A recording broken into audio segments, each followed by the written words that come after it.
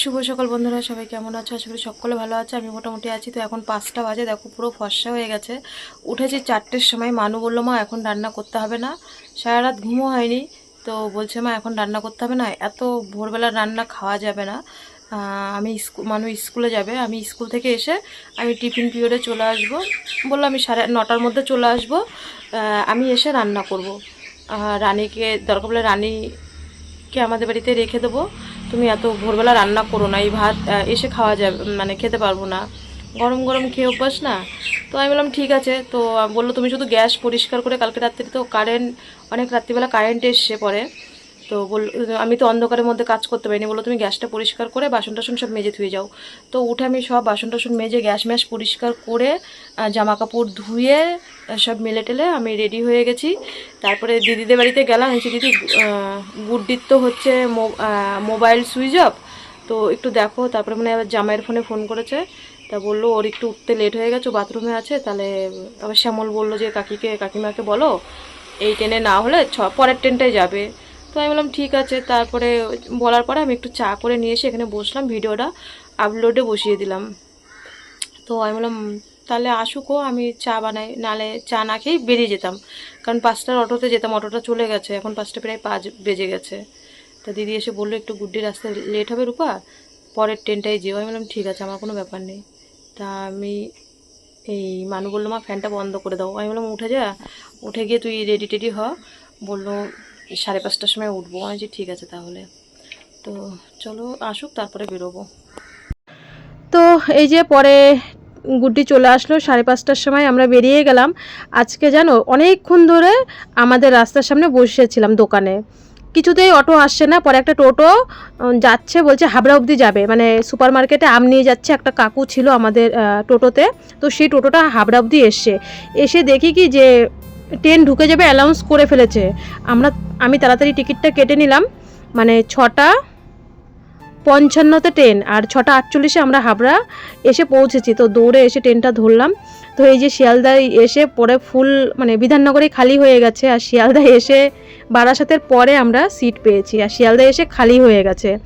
তো গুড্ডিকে বললাম ওই পাশে জানলায় একটু বস, আমি এই পাশে বসি। আমি না এরকম সামনে কোনো দিন দাঁড়াই না, তো আজকে গুড্ডির জন্যে দাঁড়িয়েছি। আমার খুব ভয় লাগে সামনে দাঁড়াতে। তো আমাদের বনগা লোকাল 9 আর 10-এই দেয়, সবার লাস্টে দেয়। বনগা মনে হয় আজীবনকাল মানে অভিশপ্ত। রানাঘাট লোকাল, কৃষ্ণনগর লোকাল, শিয়ালদায় 1-2-এ দেয়, আর আমাদের 9 আর 10 দেয়। তো এই যে শিয়ালদায় নেমে এবার যাব ফুলবাগানে। তো শিয়ালদার থেকে 1 নম্বর প্ল্যাটফর্মের ওই দিক থেকে বেরিয়ে গেলাম। তো আমি গুড্ডিকে বলছি, জানিস গুড্ডি, যখন টুকি তো আমার সাথে যেত, মানে যার মেয়েকে দেখতে যাচ্ছি, এটা হচ্ছে বড় মেয়ে আমার, ওই পিসি শাশুড়ির ছেলে, মানে ওই ভাসুরের। আর ছোট মেয়ের নাতনির আর কি শরীর খারাপ, মানে ছোট মেয়ের ঘরে মেয়ে, ওই নাতনির শরীর খারাপ, আর এটা হচ্ছে বড় মেয়ে। তো এই শিয়ালদার এই যে রাস্তাটা দেখছো, এটা সবার প্রথম ছিল। তারপরে মাঝখানে কয়েক বছর আগে এটা বন্ধ করে দিয়ে ওই দিক থেকে গেটটা করেছিল, যারা শিয়ালদায় আসে, যে মানিকতলায় যাওয়ার রাস্তাটা এই দিক দিয়ে। তাই বলছি জানিস, এই দিক দিয়ে আমরা যেতাম বুনুকে নিয়ে যখন রক্ত দিতে যেতাম। আর এখান থেকে বুনু চশমা কিনতো, ঘড়ি কিনতো, ছাতা কিনতো, বুনু যখন খুব ছোট ছিল। এই পাশ থেকে ধরতাম ফুলবাগানের অটো, আর ওই পাশ থেকে বাস ধরে মানিকতলায় যেতাম রক্ত দিতে। তো এই ফুলবাগান হসপিটালে আজকে যাচ্ছি প্রায় 5 বছর পরে, কারণ ওখানে মানুষ 10 বছর অবধি ট্রিটমেন্ট হয়েছে। প্রত্যেক মাসে ফুলবাগানে আমার ভর্তি হতে হতো। যখনই ওর হিমোগ্লোবিন 3-4 পয়েন্ট হয়ে যেত, তখন কোথাও ওকে ভর্তি নিত না, মানিকতলায় তো নিতই না। আর এখানে ভর্তি হলেই 3 দিন 4 দিন থাকতে হতো। মাসে আমি অর্ধেক দিন এই হসপিটালটাতেই কাটিয়েছি। তোমাদের সাথে আজকে শেয়ার করলাম। তখন তো আমার চ্যানেল ছিল, মানে এই ইউটিউব চ্যানেল ছিল না, তাহলে তোমরা বুঝতে পারতে। আমি কোনোদিন না সংসারের ভাত ঠিক করে খেতে পারিনি যবের থেকে মানু হয়েছে। এই যে এইখানে এই মঙ্গলবার করে এখানে আউটডোর হতো, সেটাই তোমাদের দেখালাম। তো মানু বলছে মা তুমি না সব ভিডিও করে নিয়ে আসবে, আমি আবার দেখব। মানুর এখন তোমরা জানো বর্তমান বয়স ওর কত, ওর 5 মাস থেকে 10 বছর অবধি এখানে ওর ট্রিটমেন্ট হয়েছে। মানে আউটডোর করতাম মঙ্গলবার করে, আর যখনই রক্ত কমে যেত বেশিরভাগটা এখানেই ভর্তি থাকতাম। মানিকতলাতেও দিয়েছি, যেহেতু মানু বিটা থ্যালাসেমিয়া মেজর, ওর আয়রনটা বেশি হওয়ার কারণে ওকে মাসে বেশি বেশি রক্ত লাগতো। তো আইসিইউটা এখানে ছিল, আমরা এখানে পৌঁছে গেছি ফুলবাগানে 8টার আগে পৌঁছে গেছি। তো দীপঙ্করকে ফোন করলাম, টুকি ফোন ধরছে না। তো দীপঙ্করের মামি আসলো, আসার পর আমাদেরকে নিয়ে গেল। ওদের সাথে একটু গল্প টল্প করে দেখা করে ওদের থেকে ক্যান নিয়ে ওদের জন্য চা নিতে আসলাম। কারণ আমি হচ্ছি কাকি শাশুড়ি আর গুড্ডি হচ্ছে দিদি, আমরা বড়, তো আমাদের যেটুকু কর্তব্য আমাদের তো করতেই হবে, তাই না? তো আমি বলছি কি চা নিয়ে আসি, বলছে আনতে হবে না, তবু আমরাও খাবো। গুড্ডি সকাল থেকেই বলছে কাকি চলো চা খাবো, কাকি চলো। আমি বললাম ওখানে গিয়ে আগে ওদের সাথে কথা বলবো তারপরে খাবো। কিচ্ছু মুখে দিইনি সারা রাস্তায়। ওই যে আমাদের না ওই ঘরে যেতে দিচ্ছে না, ওরা আর কি ওই ঘর ভাড়া করে রয়েছে, রাত্রিবেলা কোথায় থাকবে, আজকে 7-8 দিন ধরে এখানে রয়েছে। তো এই যে দীপঙ্করের মা আসলো, মামি আসলো, আর আমাদের পাড়ারই দিদি, তো আমাদের পাড়ারই, ওই যে জামাইয়ের মা বলে না, আগের থেকেই আমরা চিনি। তো এই যে টুকির সাথে দেখা হলো, টুকির মেয়ে আইসিইউতে রয়েছে। টুকি তো মেয়েকে পরিষ্কার করে সব। তো বন্ধুরা দেখো, এই যে এটা হচ্ছে ফুলবাগান হসপিটাল। তো দেখছো এই যে মানুষকে এখান থেকে খেলনা কিনে দিতাম, কত এইখান থেকে মানুষকে খেলনা কিনে দিতাম। মানুষই বলছিল মা একটা খেলনা নিয়ে আসবা। এই তো টুকির সাথে দেখা করলাম, 2 মিনিট মতন দেখা করে এইদিকে চলে এসছি। কিছু টুকির মেয়ের জন্য নেব। মানু এই মাছটা দেখে আমার ভিডিও দেখে যাওয়ার সঙ্গে সঙ্গে আমার হাত থেকে ফোন নিয়ে সব কিছু দেখলো। তো এই দোকানটার থেকে মানুর খেলনা আমার নিতেই হতো, যতবার ভর্তি থাকতাম। ওর বাবা যখন মানে বাড়ি ছিল তখন খেলনা কিনে কিনে উপরে নিয়ে যেত। আর আজকে ওর ভাগ্নির জন্য একটা আমি ওই ঢোল নিয়েছি, আর গুড্ডি একটা ঘোড়া নিয়েছে। তো খেলনা দুটো দিয়ে তারপরে টুকির সাথে দেখা করে আমরা আর কি বাড়ি চলে যাব। তো এখন বেশি একটা বাজে না, মাত্র 11টা 10 বাজে, এই 11টা 10 বা 11:30 বাজে। হ্যাঁ, এই যে মেয়ে এই ঢোলটা আমি নিয়েছি, আর গুড্ডি একটা ঘোড়া নিয়েছে। তো মানু বলছে বা আমার জন্যও একটা নিয়ে আসতে পারতে। আমাকে কি তোর এখন খেলার বয়স আছে বাড়ি আসার পরে? তো এইগুলো না আমার সব স্মৃতি, 10টা বছর এই হসপিটালে আমি প্রত্যেক মাসে ভর্তি। তো বন্ধুরা এখন বাজে 12:30, এই যেখানে বসেই আছি 11টার থেকে সেই টুকির সাথে দেখা করে এসে। আর টুকিকে ফোন করছি, গুড্ডি বলছে কাকিমা একটু দেখা করে যায়। আমি বলছি হ্যাঁ, মনে ও মেয়েকে খাওয়াচ্ছে, ল্যাক্টোজিন কিনে দিয়ে আসলো। আর একবারে রিপোর্টটা শুনেও যাব। তো রিপোর্ট শোনার জন্য দীপঙ্কর গেছে, ডাকলো, মানে আমাদের মাম্মামের হচ্ছে নাম ধরে ডাকলো। তো ওর বাবা গেল, রিপোর্টটা আসুক, তারপরে কি হয় না হয়। ওর যে মাথায় সিটি স্ক্যান হয়েছিল, তো সেই রিপোর্টটা আসলে। আর টুকিকেও আমি ফোন করছি, তো ফোন যেহেতু ধরছে না, তার মানে ও আইসিইউতে ওর মেয়ের কাছে আছে। তো আসলে তারপরে বেরোবো, 12:30 বেজে গেছে। তো বসে থাকি আর কি। ও একবারে একটু যাওয়ার সময় না দেখা করে গেলে। আবার খেলনাগুলো কিনেছি, খেলনাগুলো এখনও দেওয়া হয় না ওকে।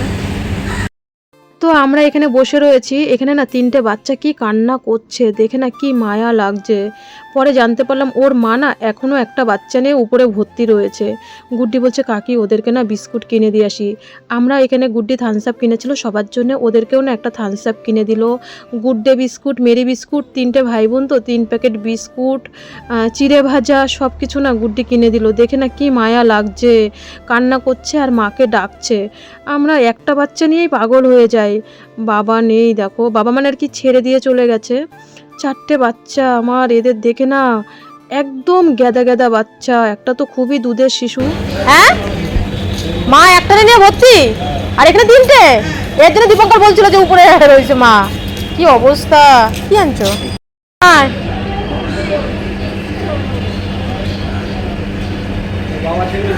বাবা ছেড়ে দিয়ে চলে গেছে, বাবা ছেড়ে দিয়ে চলে গেছে। আর মা একটা উপরে রয়েছে, একটা নিয়ে ভর্তি, 3টে এরকম ভাবে থাকে। বৃষ্টি আসলে কোথায় থাকে? এইভাবেই থাকে। এই বৃষ্টি আসলে বলে এইভাবেই থাকে। ইস রে, কি কষ্ট, তাই না বন্ধুরা বলো? মা তো মাই হয়, সবাই ছেড়ে চলে যেতে পারে, মা কি আর ফেলে দিতে পারে? বাবা চলে গেছে তাতে কি? 4 বাচ্চা, মা উপরে ভর্তি, আর 3টে বাচ্চা এই বৃষ্টির মধ্যে। ওরা না ওই ভিতরে ঢুকে।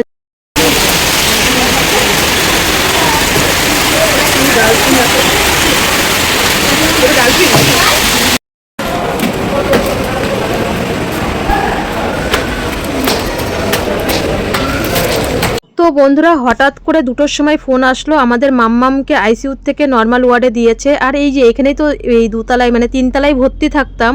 তো এগুলো তো আমার চিনতে কোনো ব্যাপারই নেই। তো আমরা মাম্মামকে চোখের দেখা দেখতে পেরেছি, আমরাও এসছি, আর ওকে আইসিইউ থেকে বের করে নর্মাল ওয়ার্ডে দিয়েছে।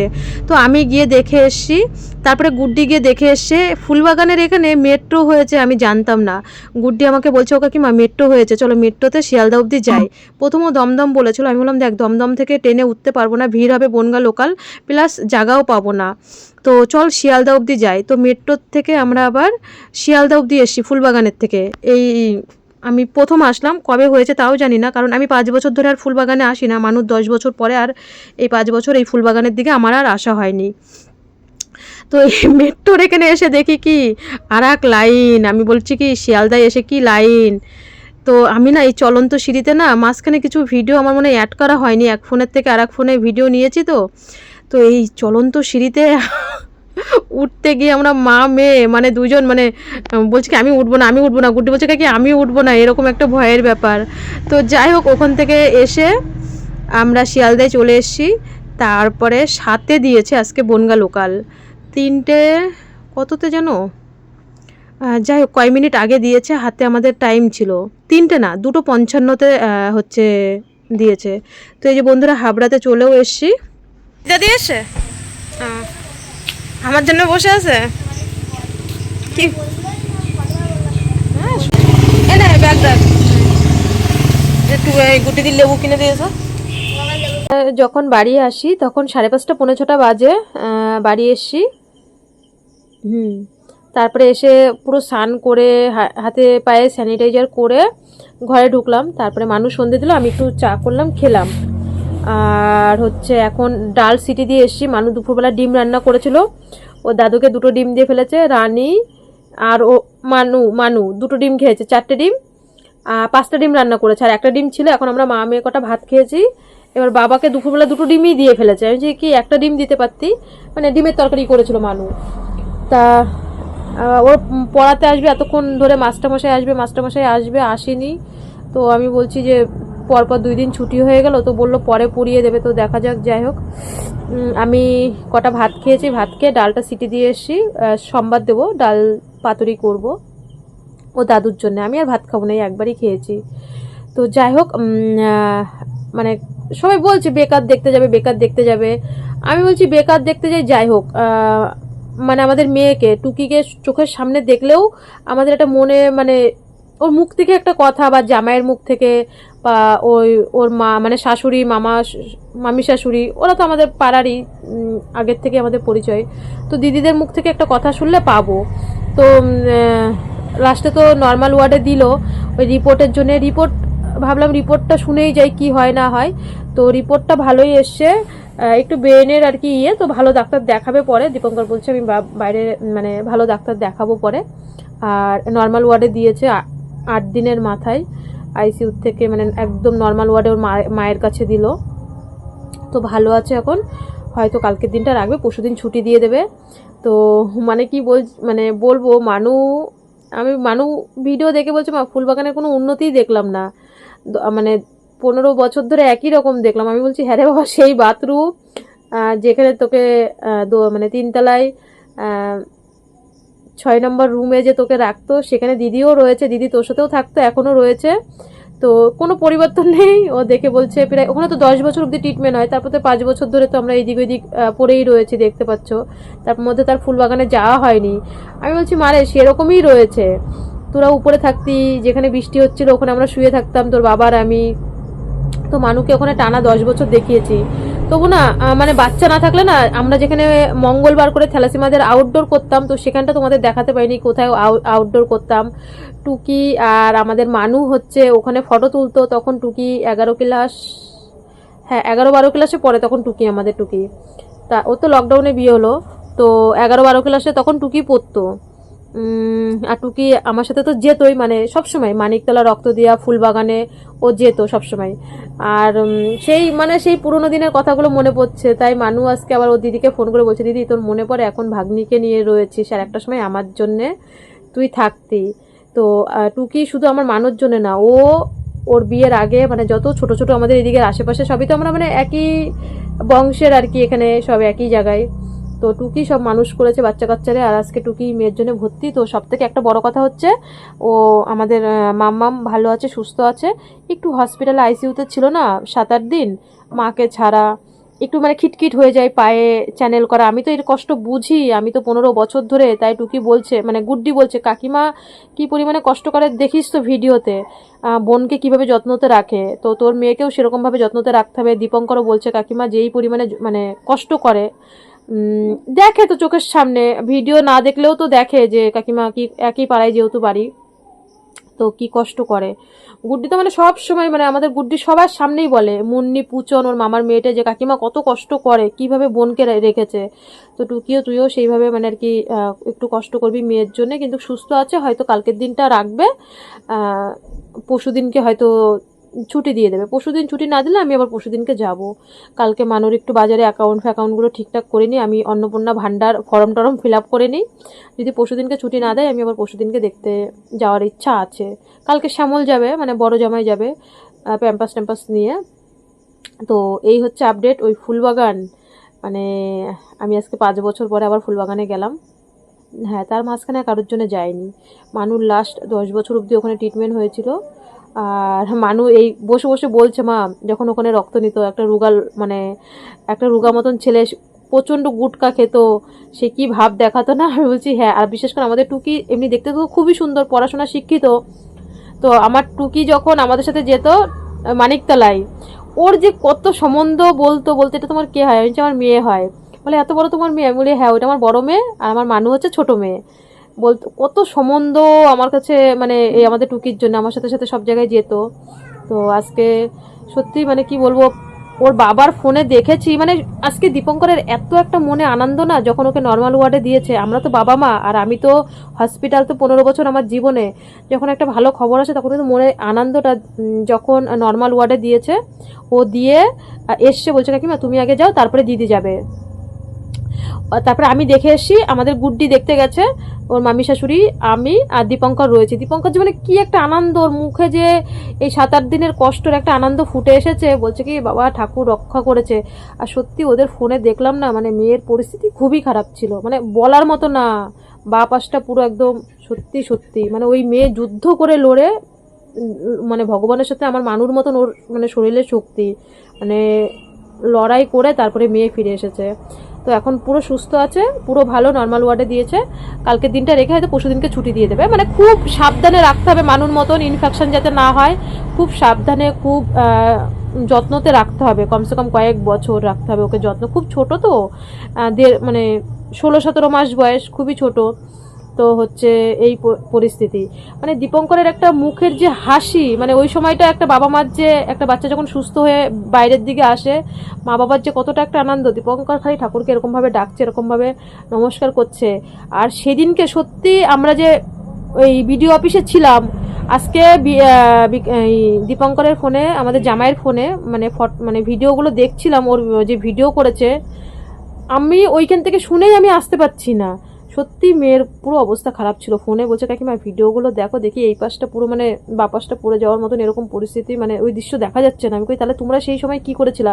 বলে কাকিমা এই দুটো আঙুল পুরো দাঁতের ভিতরে, দাঁত খুলছেই না।